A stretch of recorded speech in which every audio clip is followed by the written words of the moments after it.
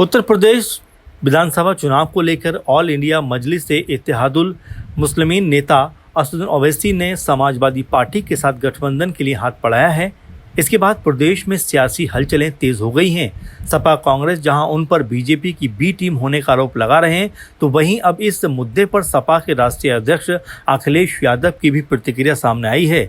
आपको बताया चलें कि एआईएम नेता ओवैसी के ऑफर को लेकर जब सपा अध्यक्ष से सवाल किया गया तो उन्होंने इस पर बड़ी नपी तुली प्रतिक्रिया दी। अखिलेश यादव ने कहा, ओवैसी के सवाल पर उन्होंने बोला कि यूपी में अभी चुनाव दूर है, अभी लोकसभा में हम लोग एक साथ हैं। वहीं दूसरी तरफ घोसी सीट से समाजवादी पार्टी के सांसद राजीव राय ने कहा कि ओवैसी को भारतीय जनता पार्टी की बी टीम होने का दावा करते हुए उन्होंने बोला कि अभी जैसे जैसे चुनाव आएगा उनसे बहुत सारी बातें कहलवाई जाएंगी और वो बहुत सारी बातें बोलेंगे।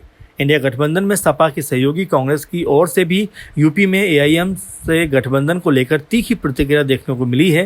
कांग्रेस के राष्ट्रीय प्रवक्ता सुरेंद्र राजपूत इस मामले पर कहते हैं कि ओवैसी साहब, माथे पर बंदूक लगाकर गठबंधन नहीं होता है। आप सिर्फ और सिर्फ मुसलमानों की बात करते हैं और भारतीय जनता पार्टी सिर्फ और सिर्फ हिंदुओं की बात करती है। दोनों ही पार्टियां देशद्रोह जैसा काम करती हैं क्योंकि दोनों हिंदुस्तानियों की बात नहीं करती।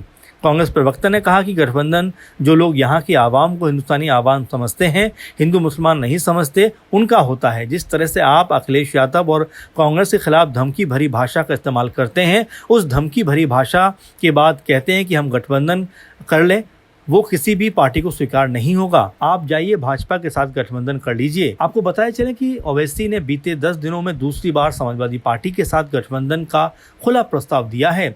ओवैसी ने कहा कि उनकी पार्टी का सिर्फ एक लक्ष्य है, भारतीय जनता पार्टी को यूपी की सत्ता से रोकना। अब इसके लिए पूरी तरह तैयार हैं और ये आपसी बातचीत के लिए एकदम सही समय है। अब ऐसे में देखने वाली बात ये होगी कि क्या वाकई में ओवैसी के साथ समाजवादी पार्टी का गठबंधन हो पाएगा और क्या कांग्रेस पार्टी ओवैसी के साथ गठबंधन करने को राजी होंगी। अपने आप में ये बड़ा मसला इसलिए बन जाता है क्योंकि कांग्रेस और यहाँ पर अगर बात करें सपा की, तो दोनों की सहमति इसमें होना बेहद ज़रूरी है। अब देखना ये होगा कि इस गठबंधन को लेकर दोनों ही दलों की आम राय क्या हो पाती है, क्योंकि दोनों ही दलों की सहमति होने के बाद ही ये गठबंधन होता हुआ दिखाई पड़ेगा।